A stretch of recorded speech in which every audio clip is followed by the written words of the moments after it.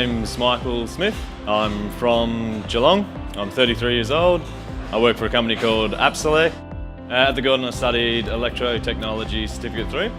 I got into the career path going through solar. I was building frames for solar panels around Victoria, and then a couple of mates were sparkies and said I should give it a go, and I looked into it and really enjoyed it. Yeah, and here I am. Keith Williams. I've worked for Apps for 35 years and Michael's helping me out, and he has been for the last 20 months.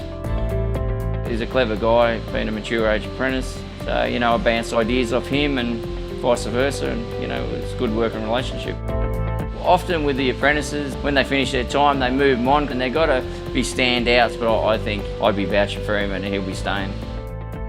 Goals and plans for the future. I just want to continue learning as much as I can about the trade. Maybe do a couple more short courses, REC, which is the Registered Electrical Contractors course, high voltage ticket, and yeah, keep progressing as I am.